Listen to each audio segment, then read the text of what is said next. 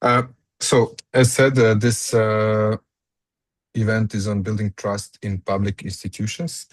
Uh, to go a bit over the agenda, what we're expecting today.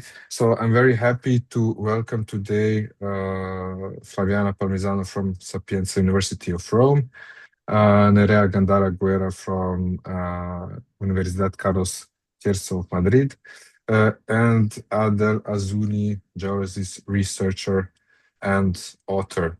Um, they will first. We will start with a small introduction on the project and of us Edgeryders, and then I will give the stand to our presenters.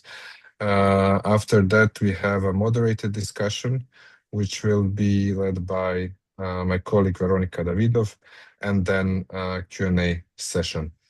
As I mentioned from previous emails that you received, we will collect questions on our platform. You will find the link in the chat. So during this introduction part, I suggest that you go to our platform and create account there. You will need to go through a small consent form where you consent that this data can be used for the research purposes. So to explain you a bit about Edgeryders, we are a collective intelligence company, a social enterprise, and also a research think tank. We have a global network of 7,000 members with diverse profiles from researchers, experts, activists, change makers. And what we really like to do is to develop engaging communities.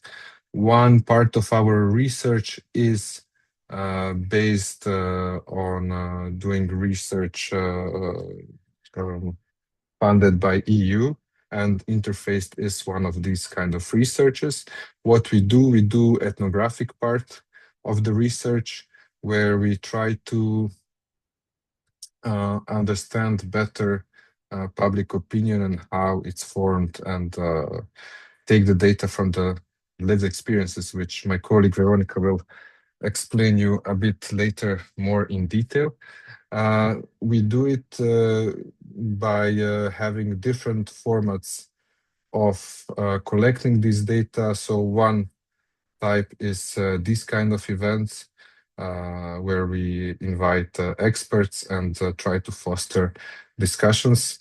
The other type is community journalism, collecting stories, doing interviews, etc. That's why I was sending you the emails with a small prompt where we wanted to collect your answers. So these questions can be also used in our research. Um, just one small announcement in the announcing the event. We should also have Caroline Vernayen from Democracy International, but unfortunately, due to some unforeseen circumstances, she won't be able to join us today. So I would like now to give a word to my colleague Veronica, which will tell you more about the ethnographic research we do, how we do it, and about the project itself. Hello, everybody. Boyan, thank you for introducing me. Do you want to move on to the slide of the? Thank you. Perfect. So like Boyan said, I will just say a few words about ethnographic research, of ethnographic methods, which is kind of the primary way in which we at Edgeryders approach research. For those not familiar with it, ethnographic methods come from the discipline of anthropology, but over time they've been widely taken up across social sciences, including by sociology, political science, media studies, cultural studies, human-computer interaction. So they're basically in use whenever researchers want to understand how people experience social life, their cultural life, kind of from the insider's perspective. Um, so for those of you who might have heard of ethnographic methods and anthropology, but you're not totally sure what it is, back in the day, long ago, ethnography and anthropology was associated kind of with a lone researcher, usually European or American one, studying some remote non-Western culture in a faraway village or on an island in the Pacific. But in the 21st century, anthropology and ethnography studies all kinds of culture, including everyday political cultures we all participate in. And at its core, ethnography is about understanding culture. So essentially, we ask how people make meaning, how they interpret their world, and how shared practices, norms, and values shape both belief and behavior. So rather than just asking what people do, ethnography asks, what do things mean to people, and how do those meanings shape, in this case, participation and trust? So we use interviews, participant observation, and participatory workshops like this one to understand how people think about and experience civic and political participation in everyday life, from community initiatives to civic tech platforms to informal organizing, so in person and online and in hybrid formats. And ethnographic methods are especially useful for this kind of project, for this kind of query, because participation, sort of civic participation, political participation, often happens in informal ways, kind of relational ways that are evolving, and they have to do with trust, collaboration. And these dynamics are sometimes difficult or incomplete to capture through surveys or purely quantitative approaches. So by using ethnographic methods, we try to better understand how people um, sort of create and navigate interfaces with power, with institutions, and with each other, and how new forms of participation kind of emerge in practice. And Boyan, if you want to go on to the next slide. Yeah. Thank you. So at Edgeryders, alongside ethnographic methods, we also use something called semantic social network analysis, abbreviated as SSNA, which is a data visualization method designed specifically for qualitative data. And essentially, what SSNA does is it combines qualitative coding with network analysis. So we take the ethnographic material that we gather from interviews, from forum discussions, from workshop contributions, again, like this one, and we code themes and kind of topics that emerge from this data. And then SSNA allows us to map how these themes and topics and ideas co-occur across different participants and different conversations. What that allows us to do is to visually identify clusters of topics. And you can see here the kind of bright colored image you see. It's a excerpt from a visual analysis from a previous project we did at Edgeryders called Treasure. So this is what the clusters look like. So each node represents kind of different topics, and the lines of kind of different colors and widths represent connections between different topics and different participants talking about these topics. So essentially, we visualize what people tend to talk about together. So, for example, we might see when people talk about participation, they also talk about trust and local governance, or digital platforms, or distrust, or optimism, or pessimism. And SSNA also shows us which participants talk about similar things and which individuals connect multiple themes. So in this way, SSNA is a really nice complementary method to ethnography because it works with the same data, but it allows us to move from kind of individual experiences to literally seeing broader patterns. And that helps us understand, in this case, how sort of political and civic participation is structured across communities and countries.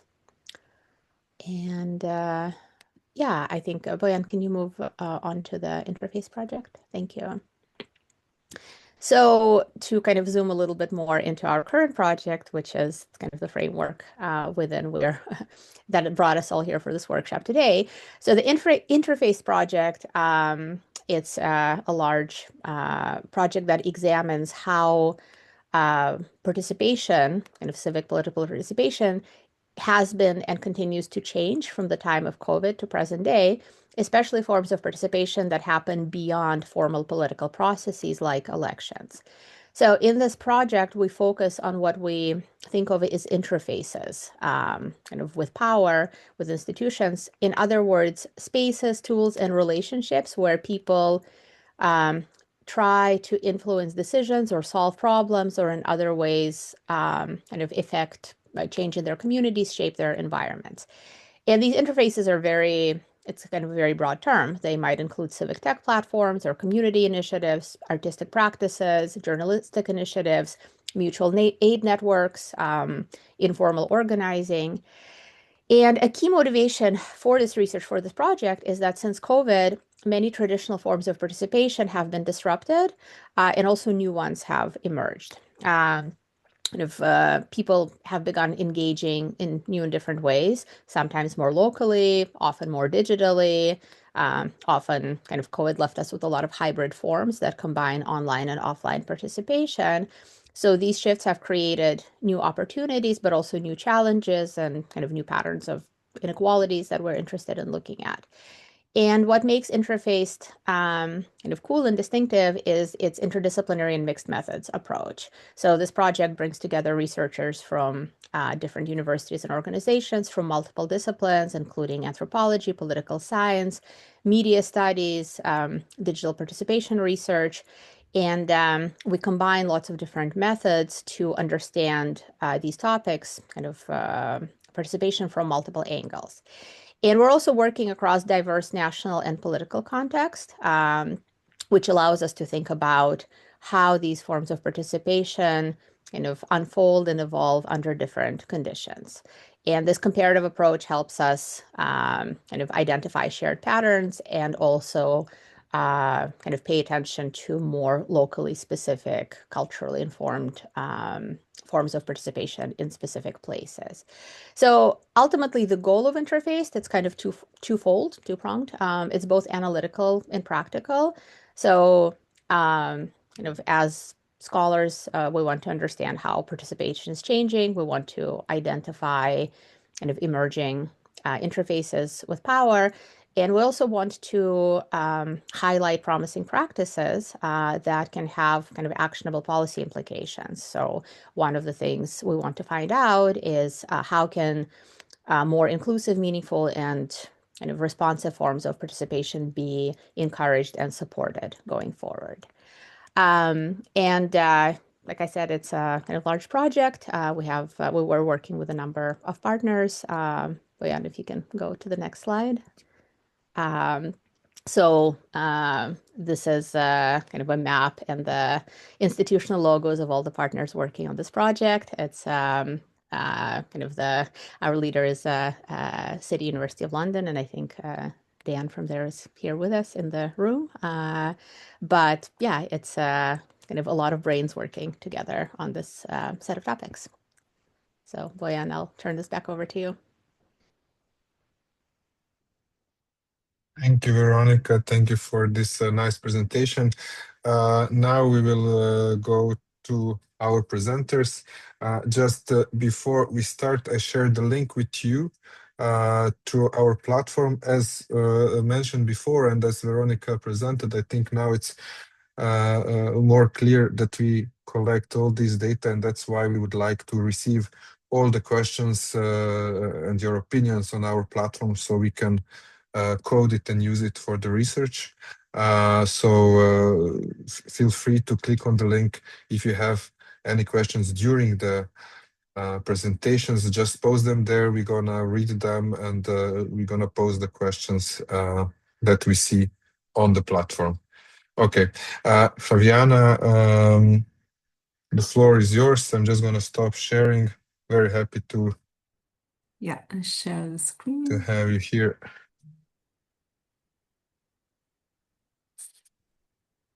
Okay,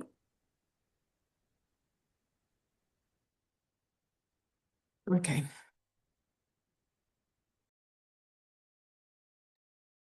Good afternoon to everyone. I am Flaviana Palmisano and I am a professor of public economics at the University of Rome, Sapienza, and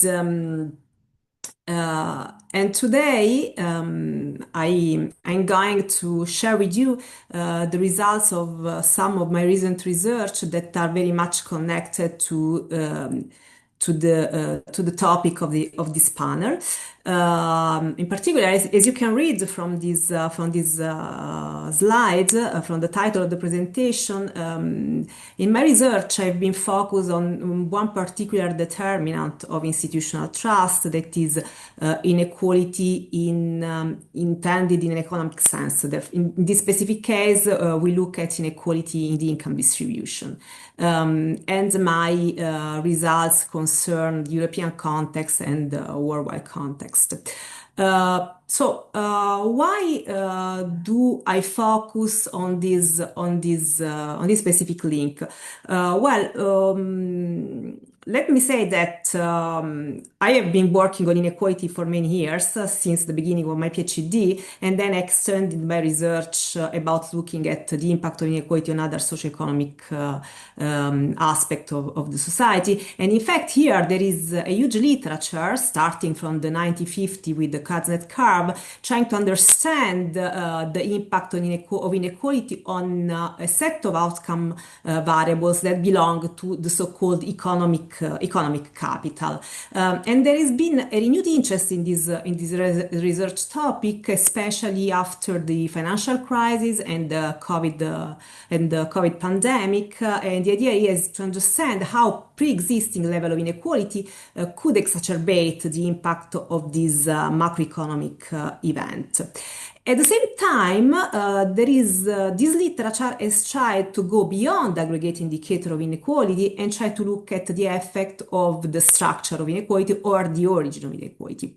Another branch of this literature instead has argued that we should look also at the impact of inequality on a set of outcome variables that instead belong to the so-called social capital, of which trust is one important component. And in fact, what we can observe in the past decades is that inequality has been on the rise. Sometimes it has followed a steady increasing trend. There has been a jump, and then it has remained very steady at very high level. At the same time, we observe that trust has been deteriorating over time. So we ask whether there is a link between these two particular trends. And this is important because understanding the determinants of trust is fundamental for the sustainability of social contract, and this is why we are all here today. So I argue that in this literature that also assesses all the possible determinants of trust, inequality is one particular determinant. Now, what the economic literature has shown so far is the following. Well, most of the work have been focused on understanding the impact of inequality on interpersonal trust, that is, trust toward other members of the society. Very few work instead have explored the link between inequality and institutional trust, and most of this work, however, are not robust because they are not based on strong econometric methods. This is what I try to do in my work with my co-authors. So today I would like to present very briefly the results of two different research. The first is one that I share with Agnese Sacchi from University of Urbino, and it concerns the European context. We look at inequality and trust over the period 2003 and 2019, and we look in addition to establish a robust relation, in addition to check whether there is a robust relationship between inequality and trust, we also try to understand whether there is a mitigating channel on which maybe policymaker can act. So the data that we use are, we perform a cross-country analysis, and the data that we use are data on trust are taken from the Eurobarometer, while data on inequality and digitalization are taken from Eurostat, because here the particular mitigating channel that we consider is the digital interaction between citizens and public institutions. This is a graph just to show you what is the level of trust in public institutions in the countries that we have considered, that you read on the y-axis, where we report the percentage of people that answer yes to the question, do you trust some public institutions? In this particular setting, we consider the national government. As you can see, basically for almost every country, less than 50% of citizens tend to trust government. However, over time, there has been an increase in this percentage. When we look at the link between the two very easily by putting together in the same graph inequality and trust, then in fact we realize that a possible link between the two exists. In particular, on the left-hand panel, you can check that there is a negative association between inequality and trust, because as inequality increases, we observe lower level of trust. And similarly, when we look at the aggregate trend over time, this seems to diverge. So the hypothesis that we want to test using econometric techniques that are based on instrumental variable estimator are the following.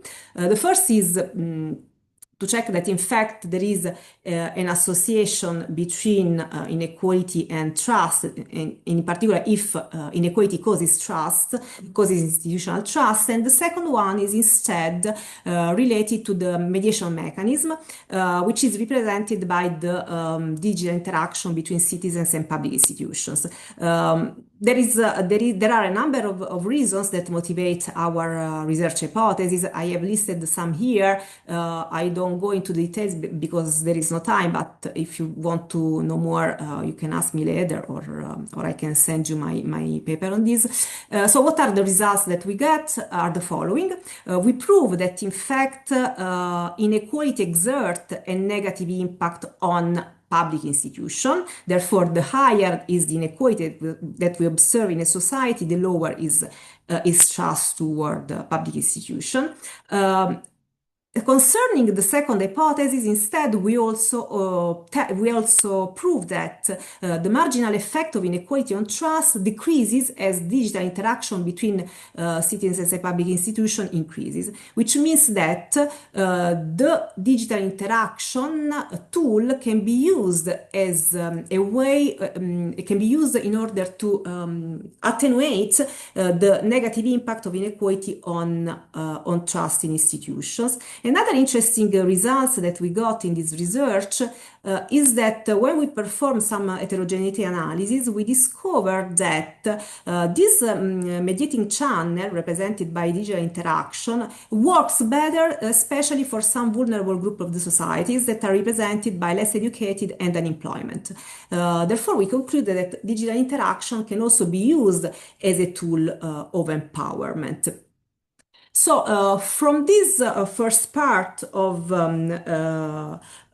my research, we can list a number of policy implications. First of all, redistribution of policies can play two roles. One intrinsic role, which is the reduction of inequality, and one instrumental role, which is boosting trust. The second policy implication that we got is that, in fact, policymakers should invest more in the expansion of digital interaction with citizens. And the last implication that we got is that it's very much important to increase the government ability to collect and exchange data electronically. That goes in line with the e-cohesion policy approach promoted by European Commission. In the second part of my research, I look instead at the structure of inequality, and this is the result of a paper that I share with Domenico Moramarco from University of Bari and Marco Ventura, which is my colleague in Sapienza. Here, what we do is again we focus on the nexus between economic inequality and trust toward public institutions, but we want to go beyond aggregate indicator of inequality and look at the profile of inequality. What we mean by the profile of inequality is that we look at the different components that summed up, they give the aggregate value of inequality. And these components are the so-called between group inequality and within group inequality. So what we do is that for each country, we take the whole distribution of income, we partition this distribution into three groups by considering the poorer part of the population, the middle class, and the richer part of the population, and we see if the inequality within each group and the inequality between these groups is in some way related to trust, and if the effect of each of these components is countervailing overall.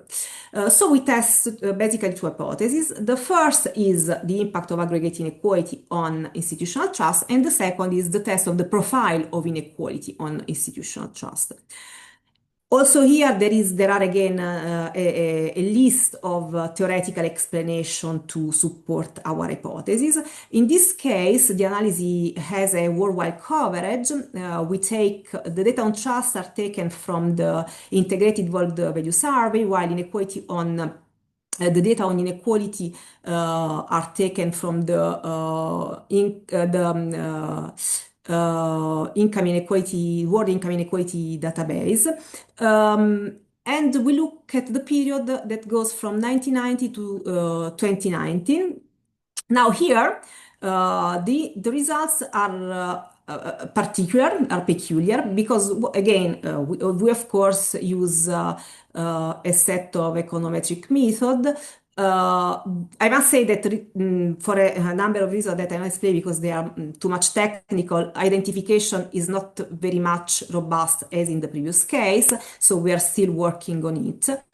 But what was surprising in our result is that when we take this worldwide coverage, actually aggregate inequality seems to have a positive impact on trust, which conflict with what was found before. But when we then partition countries according to their level of development, again, we found that for richer countries, such as European countries, inequality has a negative impact on trust, while for poorest country, inequality has a positive impact on trust.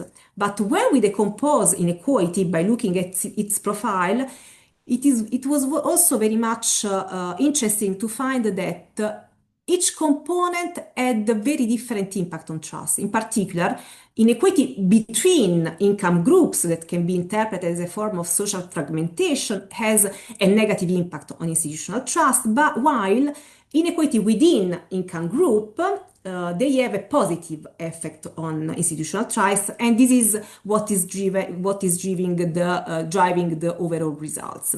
So also here, policy implications that we can list are that is very much important. Well, for sure, inequality is fundamental for institutional trust. So if we want really to boost trust, we cannot neglect the existence of inequality in a society.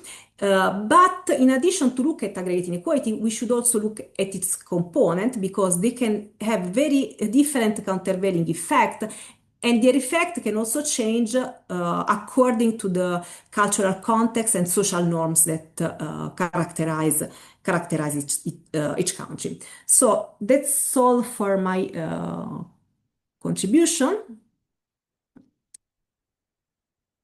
And I hope I was on time.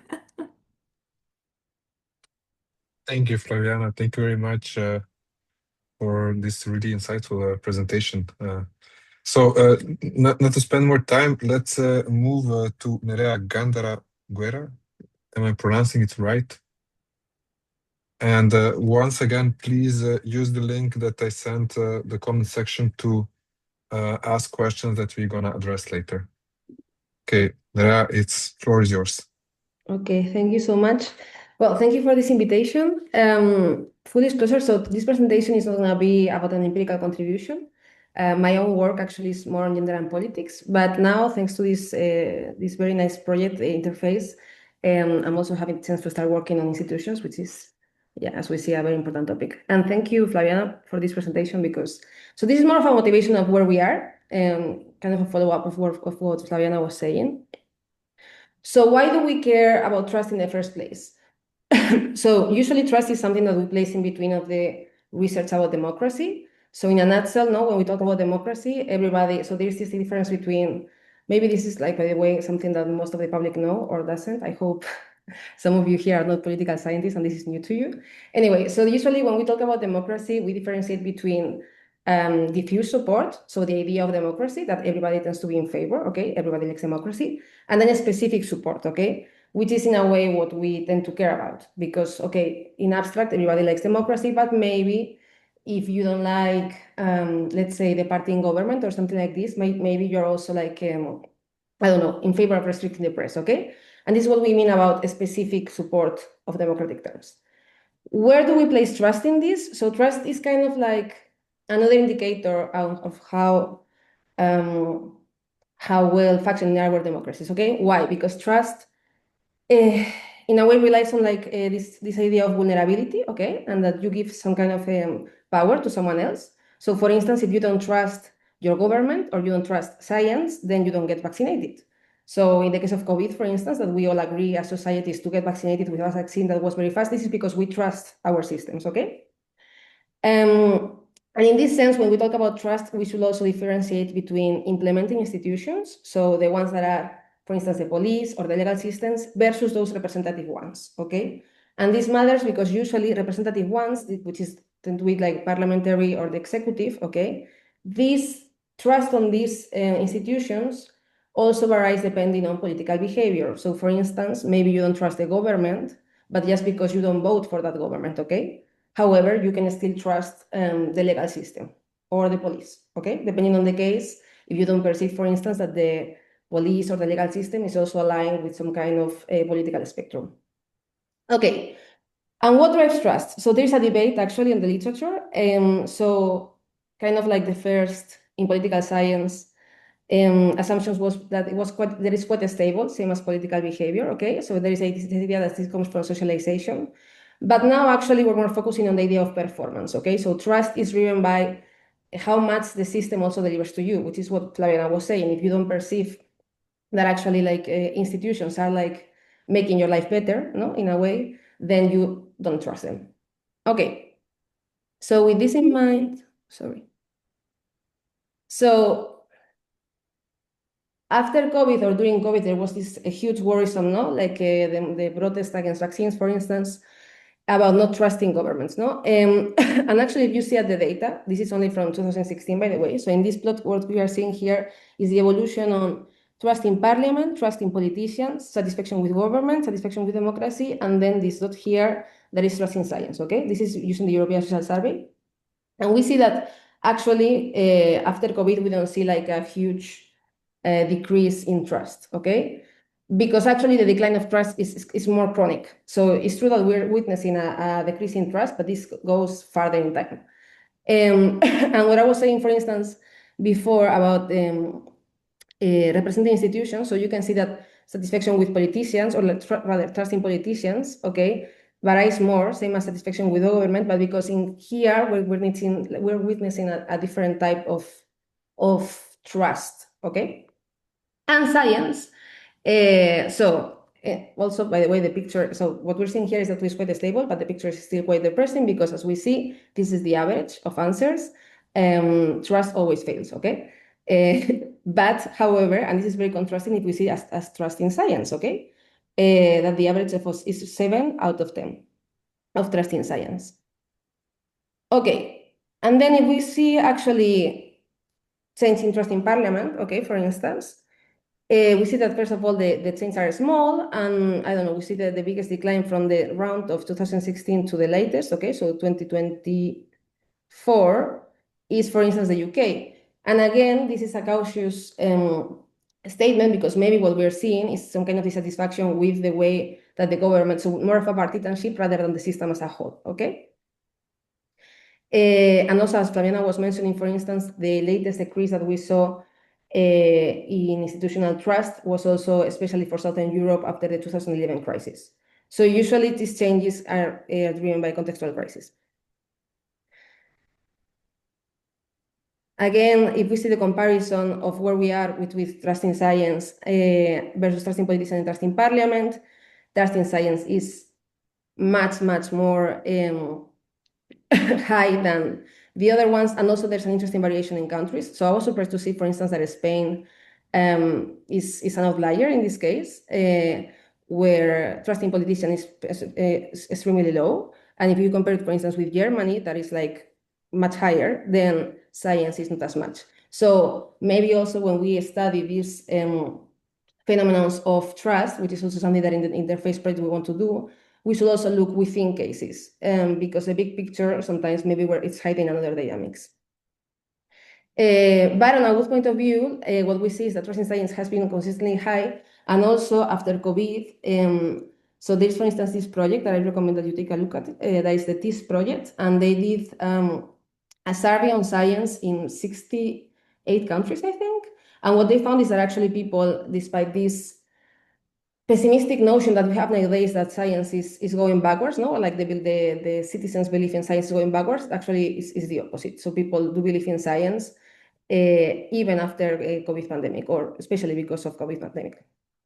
And lastly, just as I was saying before, we can also, like, when we talk about trust, again, there is this difference between implementing versus representative. So we can also check at the comparison with police, which also can vary from country to country. Lastly, just to show you like a little bit of the profile of who distrust. So this is taking who distrusts parliament the most. So the people that, if you're asked, how much do you trust parliament? Okay, from 0 to 10, those people that say, I really distrust parliament, like 0, 1, 3.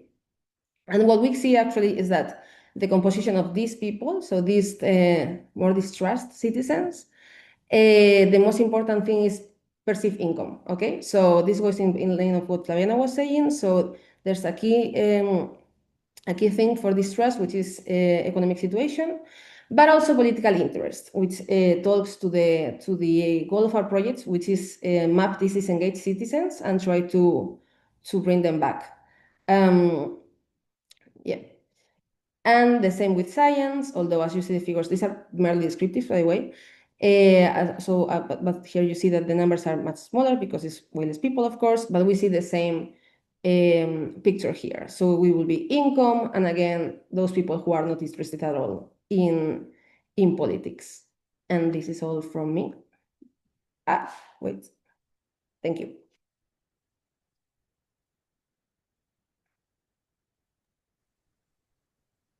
Thank you very much, Nerea. Great overview, in addition to Flaviana's presentation.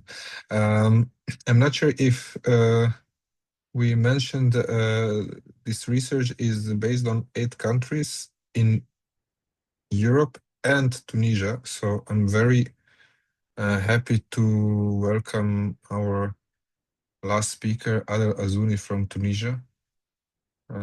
Thank you so much. Hello, everyone. Hope you are doing well. So I'm so happy and glad to be present with you today. For me, it's very important this space to talk about maybe a common fight. So I am Adel Azouni. So I am Tunisian, Tunisian Mediterranean African citizen. So we will talk today about maybe a common fight. It's climate resilience in Tunisia, but also in the world. So just one moment, I will share my presentation. So I hope it's working. Yeah. So I'm Adel. I am geologist, so actually a PhD student, and also activist for environmental and natural rights in Tunisia. Today, maybe when we talk about trust between citizen and institution, for me it's very important because climate resilience need more maybe collaboration, more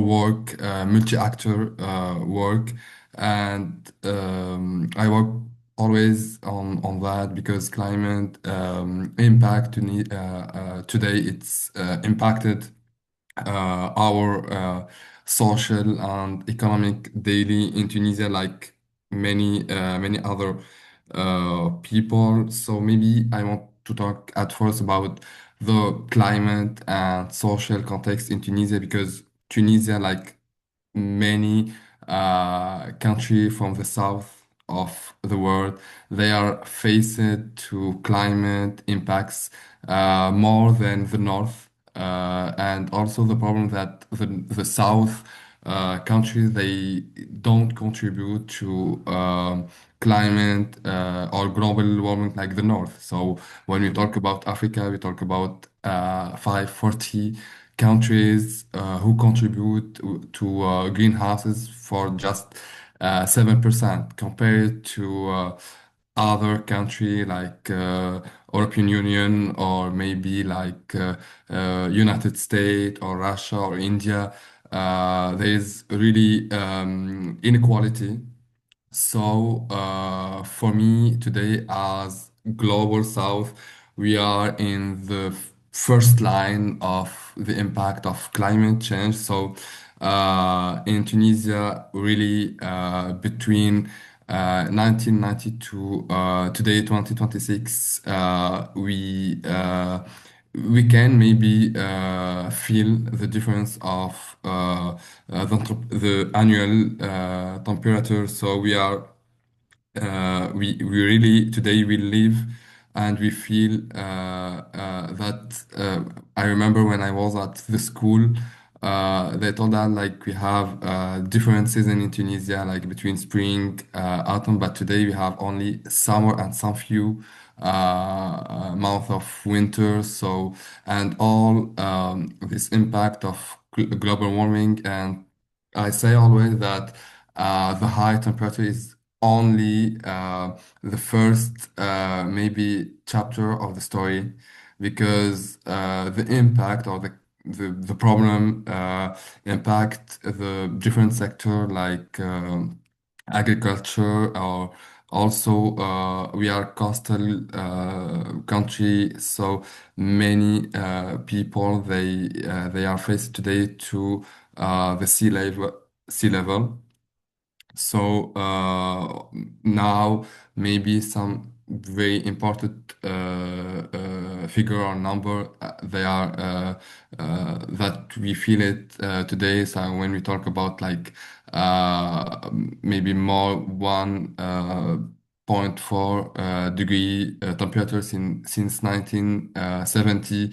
Also, when we talk about fresh water, it's less than 28%. So when we talk also about sea level and also most of the people they live in the coastal country. So and we have some island like in the center, an island called Qarqna, or in the south, Jirba. They are really faced to and menaced by the sea level.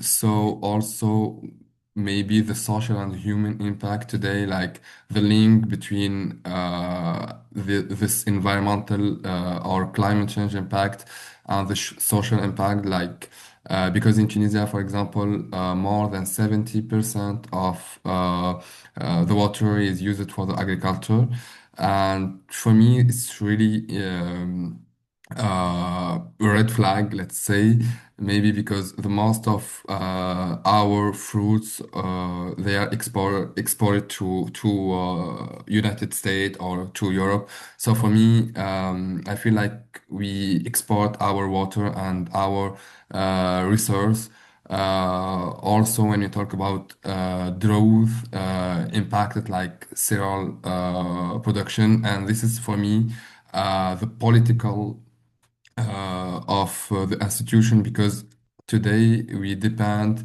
of other country to import the cereal like Ukraine, and we saw after the conflict or after the war in Ukraine. So we have like we didn't have any more cereal, and they it was like food crisis in Tunisia.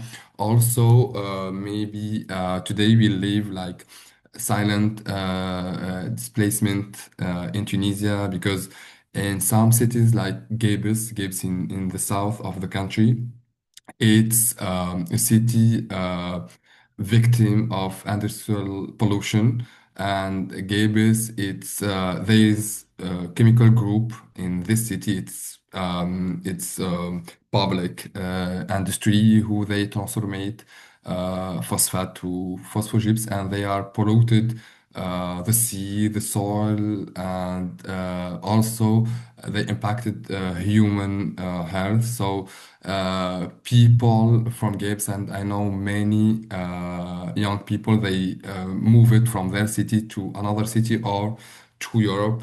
Also, we talked about some island. They risk to some part of them they disappear because of rising sea level. Also, when we talk about inequality or the climate change, we talk about gender inequality because women in some rural cities, they are in the front line of water scarcity. So, and also because of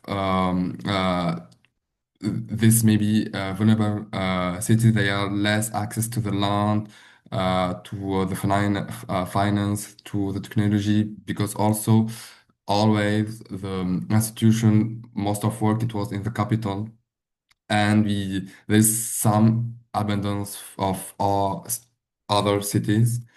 Uh, wait, why not? Wait, just sorry. So maybe I want to back to Gabes because really Gabes it's one of cities today in the Mediterranean area. We talk about resistance to this industrial pollution. Like more than 50 years, the city has lived to the rhythm of pollution from the Tunisian chemical groups, and also let's say like the government it's there is an existence of institution or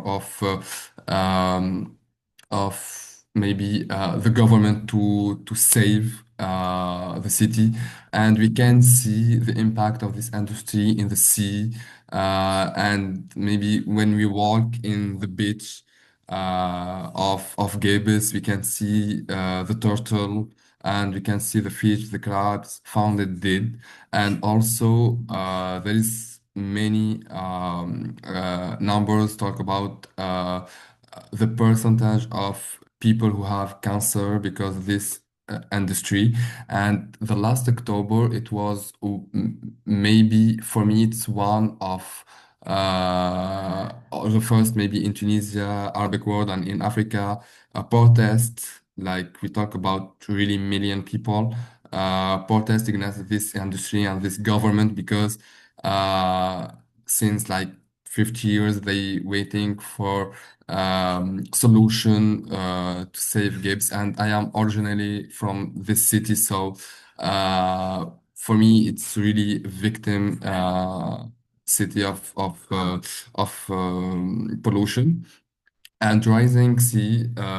So when we talk about about Qarqna, Qarqna it's a city close to Sfax, in a little bit in the center of the city of the country, and because it's maybe known by its the altitude is like 13 meters, so this island it's vulnerable to rising sea level.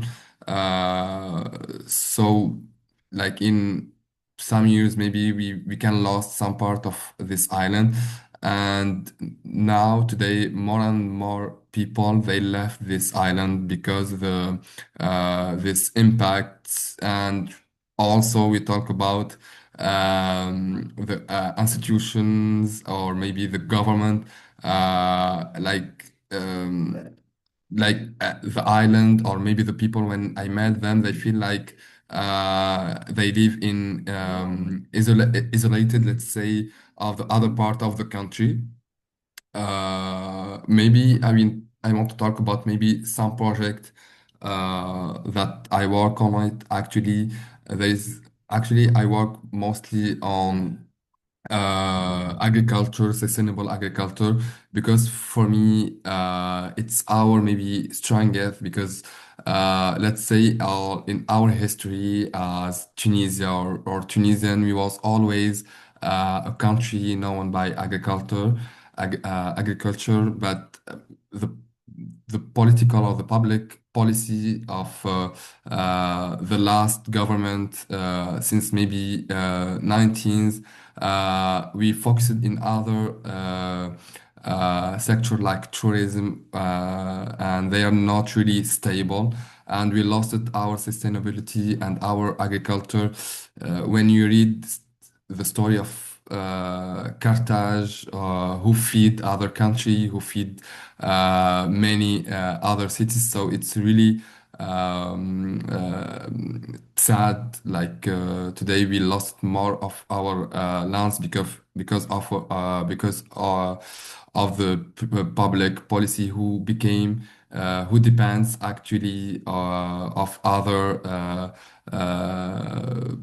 international maybe public policy. So in maybe I want to talk about AfriFood Links. It's a project because today I believe that the solution should be from the south and south, like between with and between African countries, and it's time to be more independent. And For me, as a Tunisian African, for me, I feel more close to someone or context from maybe Algeria or Libya more than from the north. So there is more similarity. Maybe this is the impact of colonization. So we feel like the solution came always from the north, but now it's time that the solution can be created from the south. And for that, I worked on AfriFood Links. AfriFood Links, it's a word of three other words. So Afri is Africa, food it's the food, and links is the link that we can create between African cities. So AfriFoodX is aims to create a dynamic between cities in Africa, but also Europe, where we can work on more sustainable nutrition and agriculture. Also for PSITAT, it's a project who try to structurate economic and environmental service for Tunisian women agri-food. So we work with more than 2,000 women in different six cities of Tunisia. So we try to support Tunisian women in order to be more resilient to climate change and to be enabled to become more socially and economically independent. Also maybe the last thing that I want to talk about it's a book that I work on it. It's actually in Liberia in Tunisia. It's talk about South in movement, mean it's giving a voice to a generation, my generation. And in this book, it's for me, it's like a mosaic of 10 stories of from 10 Tunisian young who they try to because maybe it became this idea of this book. I always I hear that the actual generation it's not commitment to social or economic situation. And when I meet some political or some actor from institution, but for me, I think that young Tunisian or African or whatever they are engaged today, but in other way maybe. For me, research or journalist, activist, artist, or entrepreneur, they do the best or to work on different fights. So this book for me, it's proof that youth they are commitment for the nature, for the land, and for the environment in Tunisia. South, it's because of the South movement in our South Global. And this book, it's different how the way of the awareness of youth Tunisian for the land, because we think that always young they want to leave the country, but no, many young in Tunisia they do the best to change things.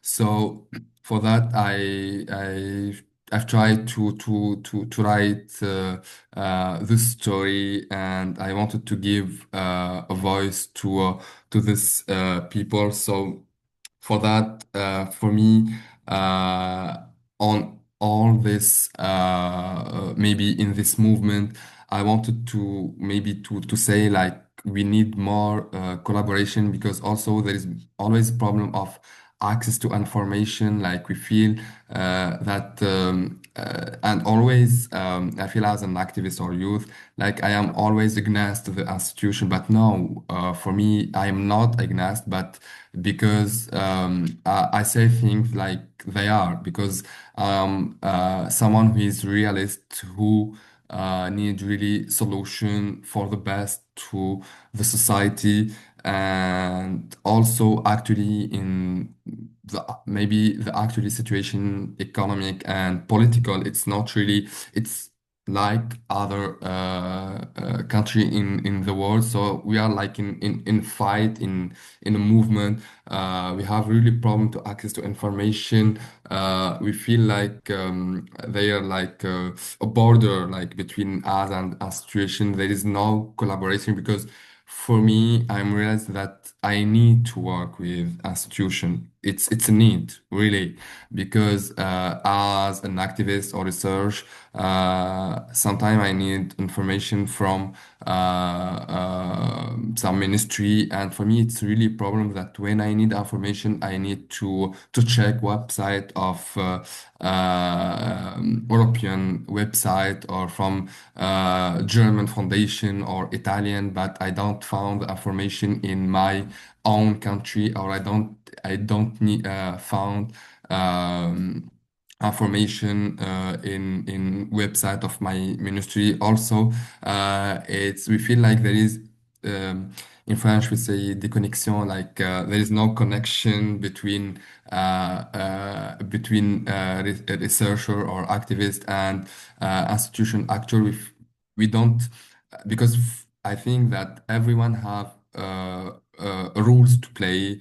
We have and we need to work together, because for me, maybe building trust is not simply about improving communication, but it's really to for like collaborative and for an active participation and collaboration between each other.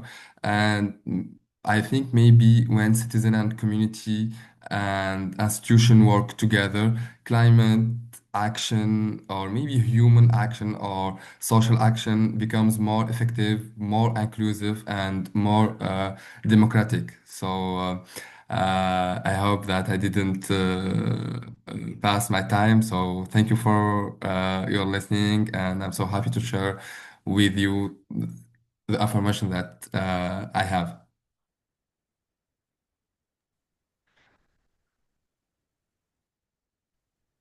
Thank you, Adel. Thank you very much. It was a really nice overview of situation in Tunisia, and climate situation as well. So let's move forward to the moderated discussion. I'm giving the floor to Nika. She will lead this discussion. Hi, everybody. First of all, thank you, all three of you, for these wonderful presentations that, they're very diverse in like topic and scope, and yet there's really nice synergy between them, which is kind of what I will try to build on in the next section, which is the moderated discussion. So for the first question, I'm actually going to try to synthesize with one of the prompts that we had on the platform for participants. So listening to your presentations, in one way or another, all of you kind of identify some structural drivers of trust or distrust. So whether it's inequality or institutional performance, or a crisis context like kind of the climate crisis and the impact on the environment. So for a second to sort of kind of either zoom out or like zoom in outside of these data sets or framework in your own local communities or field site context. What do you feel is like the single biggest barrier to trusting institutions, and maybe one realistic, could be small, could be big way, it could be addressed? And before I kind of turn the floor over to the three of you, I just want to mention we've already had a couple of responses on the platform for our participants, which I'll briefly paraphrase. So one respondent from Romania essentially said that distrust in public institutions stems from political parties prioritizing their own interests over community needs, and they propose participatory budgeting as a solution to give citizens direct decision-making power. And then another response from Italy mentioned as the biggest barrier the feeling that public institutions are often inefficient and not transparent enough, and expressed a wish for transparency and accountability and two-way communication, specifically at local levels. And I would love to hear all responses from all three of you about this kind of biggest barrier and kind of one possible way to address it. So I can call on you, or you can amongst yourselves, like Nerea, Flaviana, Adel, decide who wants to go first or who wants to take this up.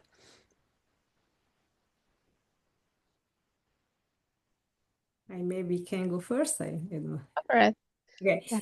Yes. Well, I agree with the comment from Italy about distrust in public institution coming firstly from inefficiency and lack of transparency. But in fact, I mean, one of the big problems also in Italy is the bureaucracy, which is very hard to deal with, and which of course affect efficiency and transparencies, because it increases the time of operations, and it creates a perception to citizens that the procedure is not transparent. But this is actually connected to one of the results of my work, where probably digital interaction could be a tool to overcome also this limit characterized by inefficiency and transparency, because digital interaction is a way, first of all, to deal in the same way with all possible citizens, so that this also creates a perception among citizens of being treated equally. And so this also implies that citizens will perceive more transparent the procedure applied by public institutions. And through digital interaction, I think that also the time spent in order to deal with all the procedures should be reduced, and therefore there should be also gain in transparency. So yes, more in general, I think that the bureaucracy is a big issue in Italy, and one way to overcome this is digital interaction. Thank you, Flaviana. Adel or Nerea, do you want to weigh in on this question? Yeah, sure. I mean, this is a very tough question, I have to say. So I'm gonna talk here more from a really personal perspective, because this is not based on evidence.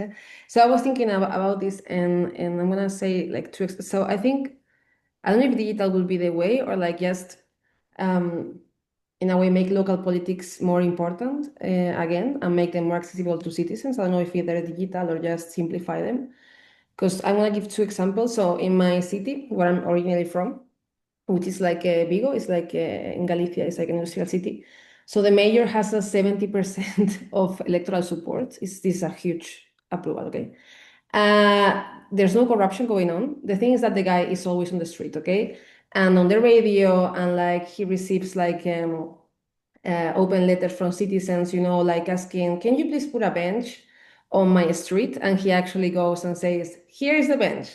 And this is kind of like easy, accessible politics, but actually important ones.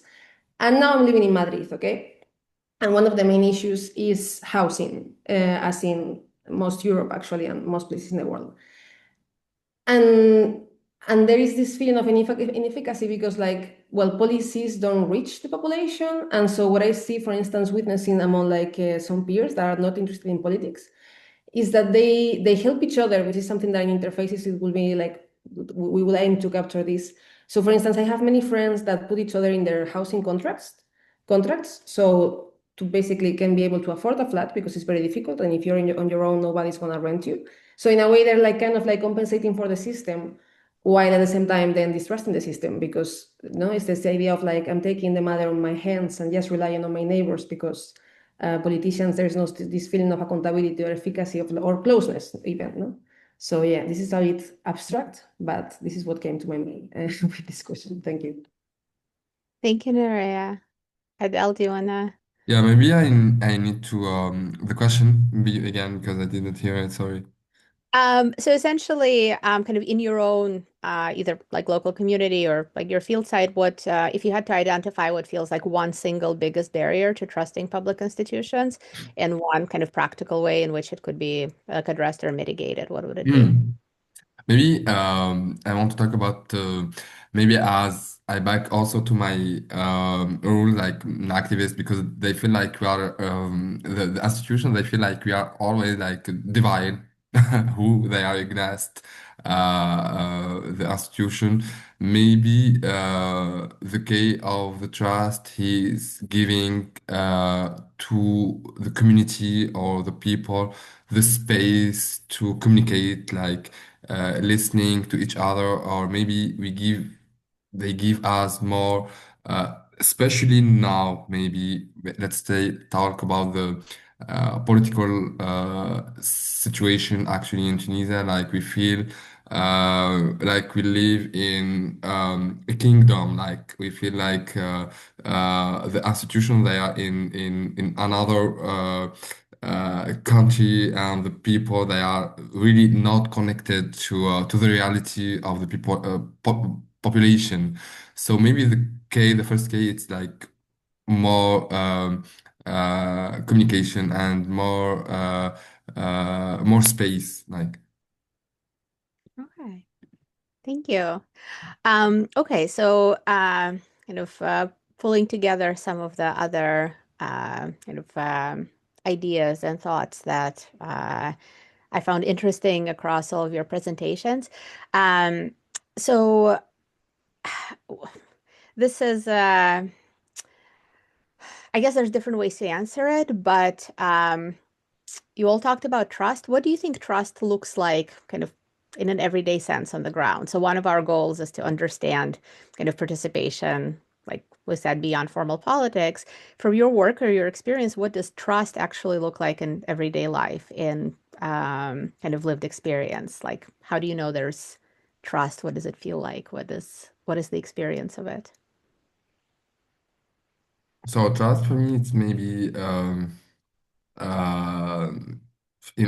I'm thinking in French, sorry. So c'est un mode de vie, so it's way to live. Like maybe it's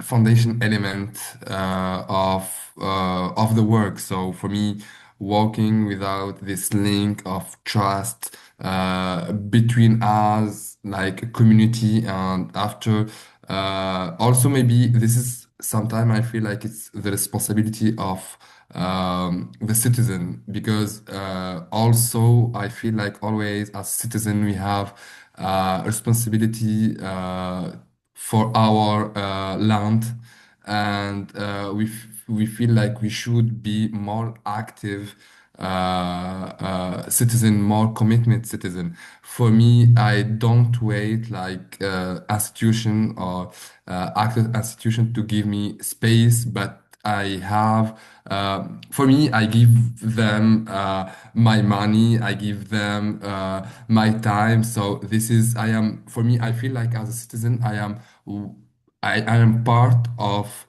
this government. So for me, everything it starts by individual action to community action and after political action. So for me, we have a responsibility to in all this dynamic. So maybe everything it starts by the citizen. Thank you, Adele. Nerea, you looked like you were kind of nodding along and wanted to weigh in. Yeah. I mean, no, I like this idea of a responsible citizen. No, but about what you said, like I cannot remember the paper that I read it, but I like this idea of trust and vulnerability. So Vulnerability?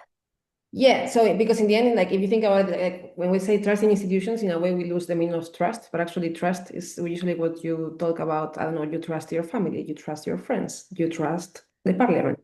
So it's this idea of vulnerability, no? Like this that you can like let go because someone is going to take you, no? So in a way, I think trust in an everyday life for institutions is the idea that, for instance, yeah, I can leave my house not with like 1 hour, like before, because I trust the metro system is going to work and arrive on time. Uh, and then even if then we think about the pandemic, I trust that I can like get a vaccine that this has been developed in a year because, I trust the authorities that this vaccine is actually going to work. So it's a little bit about certainty, which I think this is why we're also talking about now the erosion of trust or maybe a crisis on trust, even though we're like the decline is that we're witnessing is more long term, because now we're living in a very uncertain world. Like literally every day there's like different like crazy news that we think that we were not going to witness before, and I think this make us feel that we cannot trust anymore. Like we cannot be comfortable and vulnerable in our everyday because too many things. Right. Flaviana, do you want to add anything? Yeah, I agree with Nerea that I mean trust is also having experiencing some feeling of certainty, but I also agree with Adel about our role as citizens, and in particular my role, for instance, as a public servant, because I work for a public university. So every day when I go to when I have to prepare my class, I always think, okay, I want to teach, to tell to my students something different from yesterday, because I want them at the end of the course to say, okay, I'm happy I applied to a public university.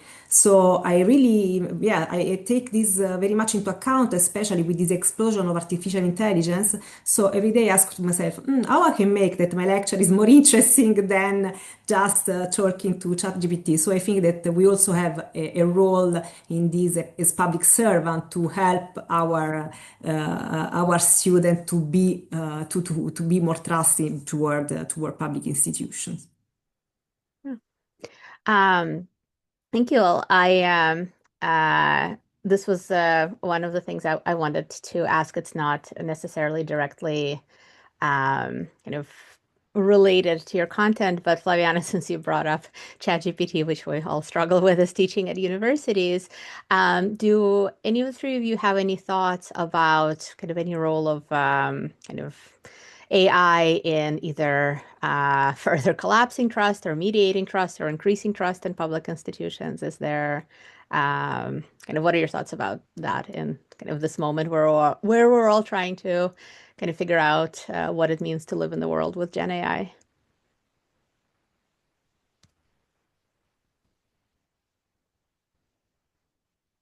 Maybe for me, I don't have not much thing to say about AI because I'm not big fan of. I don't use it really, but I think also at the same time, it's we have to be more flexible people with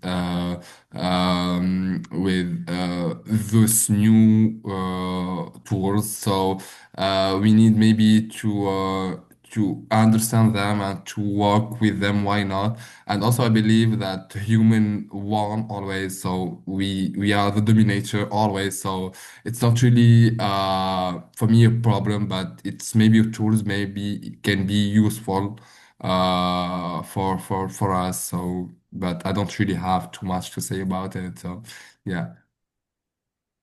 Thanks. Either of you, Nerea or Flaviana? I don't, I don't have an answer to this. It's something that we cannot fight. I mean, it's a technological shock. So we have to make such that it will help us to be more productive in the right direction. But we cannot fight artificial intelligence. We have to make artificial intelligence our partner, I think. Yeah. Thank you, Flaviana. Nerea? Yeah, I think more or less the same. I mean, I think the problem is that we're still adapting, and I was very much on board on the idea of like it's a tool because it is, and now I don't know, it's giving us time, but also with I don't know, like misinformation is a huge issue. Like already fake news were an issue, but now like fake images is this is a new thing to fight. I think we should just basically think about how we regulate it in the future. Same as now social media now is being regulated for like minors and it's taking like I don't know 10 years. I think with AI we should think how we integrate it, and for this we need policy basically. Yeah. Um, okay. So to kind of go back to, I think in one way or another, all of you talked about some kind of crisis, whether kind of you use the word or not, but the pandemic, the economic crisis, and the inequality, and of course the climate crisis. So in your opinion, when crises arise, are they more likely to kind of erode trust in institutions, or can they also create new forms of trust and kind of political participation?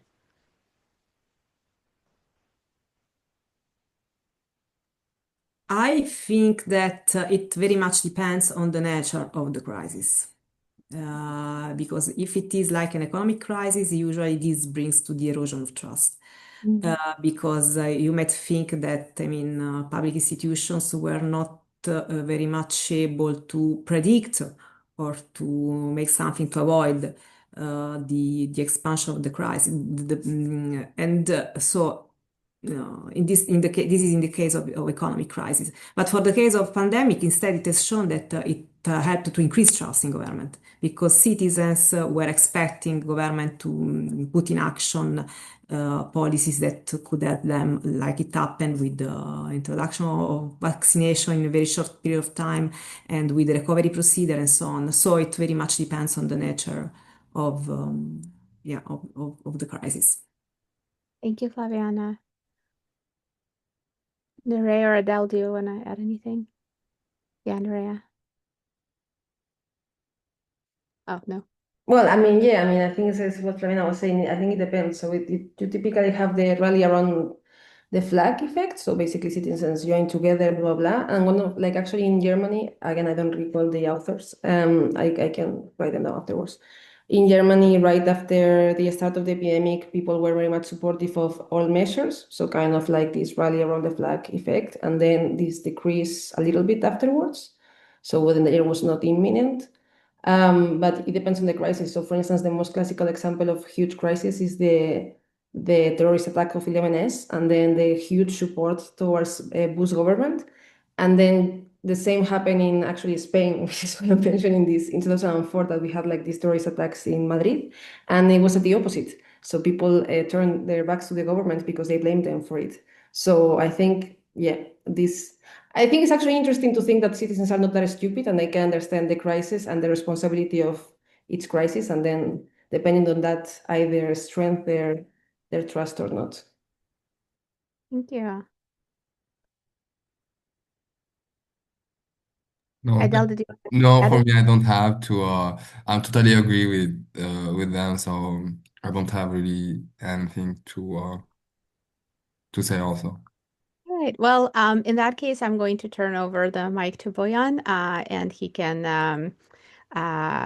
he can gather and relay the questions from you guys from the audience for either all of our speakers or individual speakers. I know Dan has a question. So Bojan, over to you. Okay, hi. Thank you, Nico, really for this nice discussion. So I really tried to motivate you to post the questions on our platform.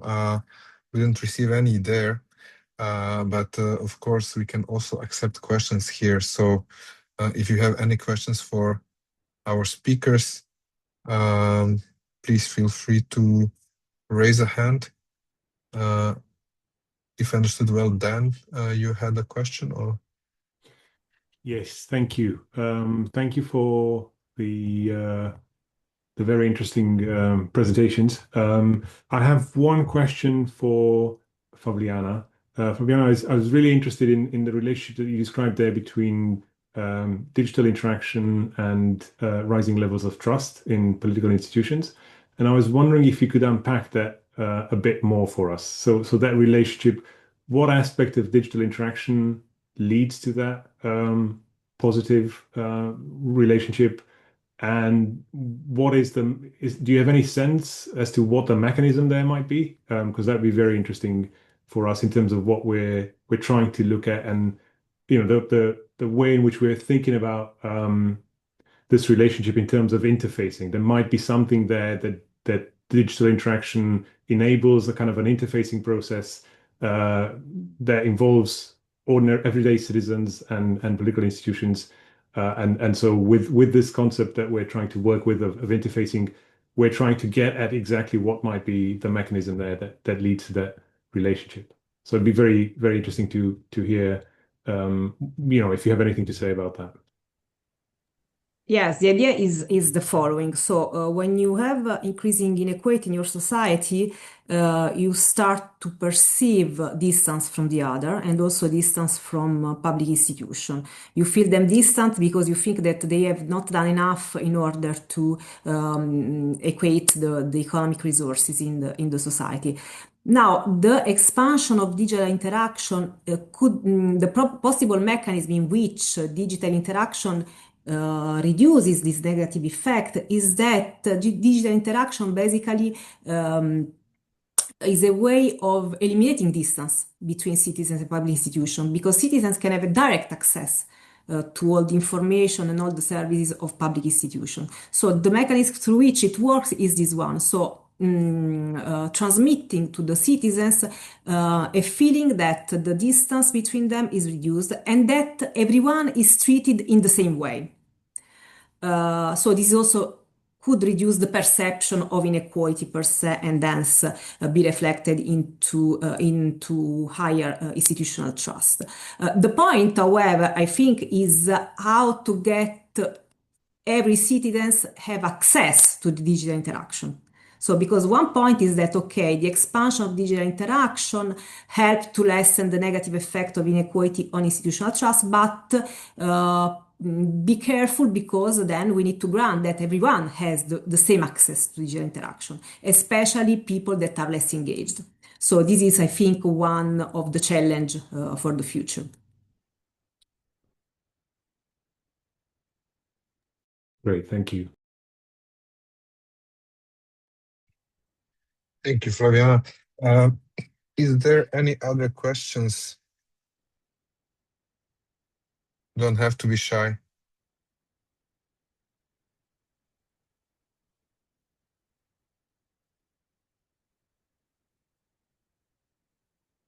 Okay, I think. Okay, Niccolò Bertuzzi. Yes, I'm here. Thank you very much for all the presentation. I didn't want to intervene because as I am involved in interface, I would like to give more space to the other, but as there is time and space, I would like to pose a question in particular to Nerea, but also to the other presenters. And it's about the role of trust in media, and I mean both the traditional media and the digital media, because especially in Nerea's presentation, so we saw data about trust in parliament, trust in politicians, trust in science, but as we know, the way in which citizens arrive to this institution and socio-political actors is also through the media, and possibly this has an effect also on the trust on the other political actors. So I don't know if all the three speakers want to answer, but in particular for Nerea, if you have the possibility to also look to this data in your analysis. Wait. Thank you, Nicola, for the question. I have to say, though, I think this question probably you know more, more about it than myself, because I know you know more about this field. So no, I did not integrate media. That is true.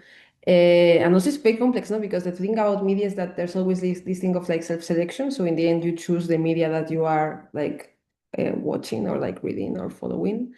But then there's also like evidence that media influences but it's usually like things that we don't know much about. So I don't know, there's this super famous paper on attitudes toward the European Union and this boycott on the Sun paper. I don't remember the place in the UK where they didn't read like the Sun for like 2 decades because of some football dispute. And in that town, actually, like attitudes towards the European Union were much better, you know. But because also it was like a new issue that people didn't know that much about. Sorry, this is maybe not what you were asking me, but I hope this helps.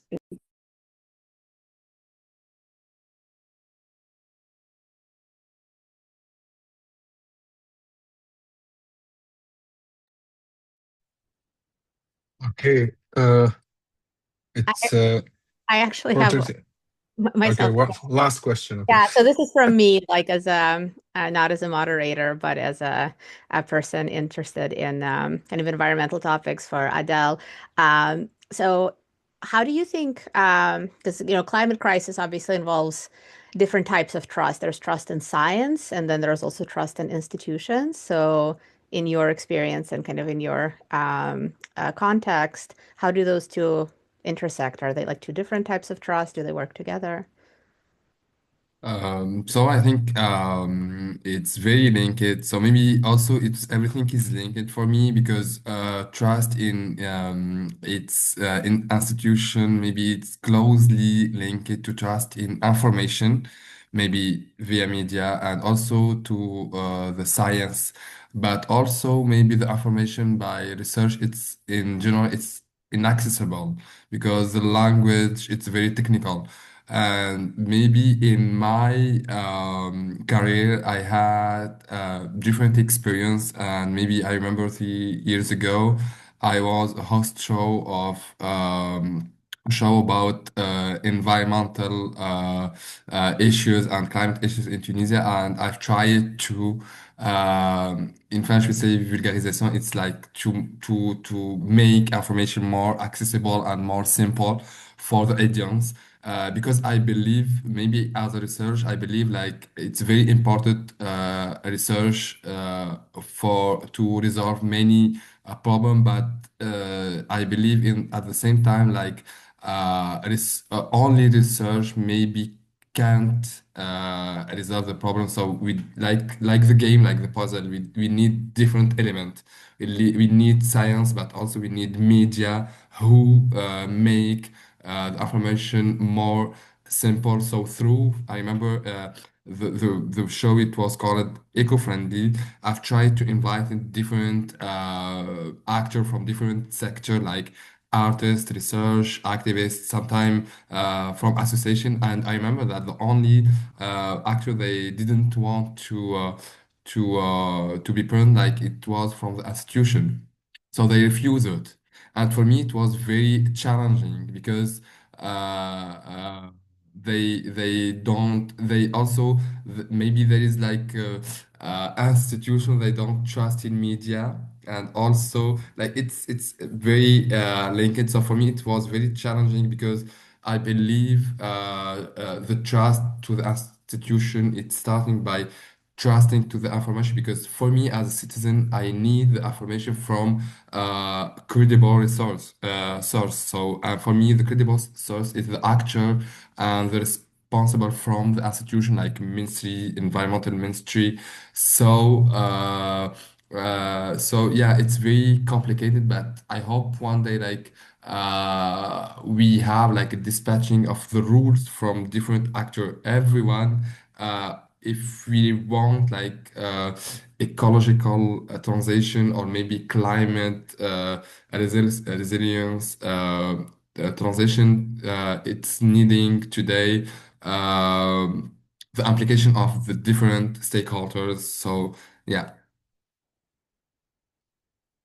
Yeah, thank you so much. you are welcome.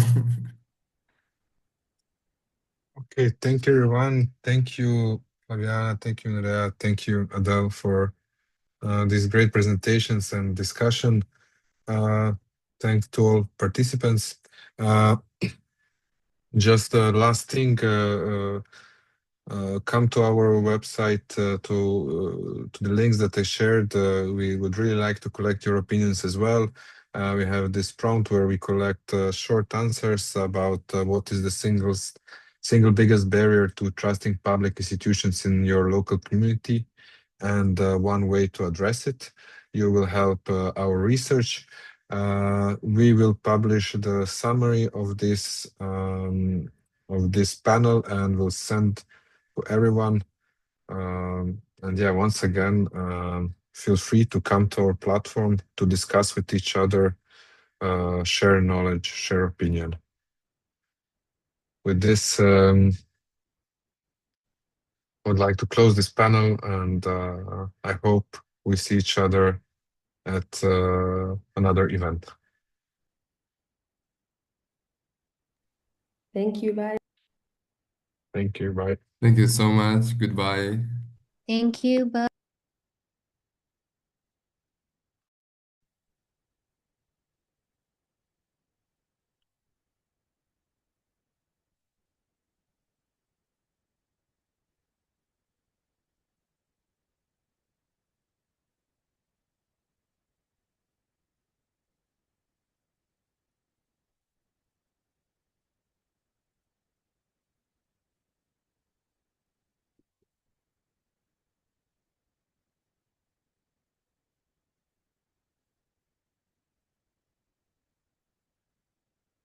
Oh, yeah, and I gotta go, so.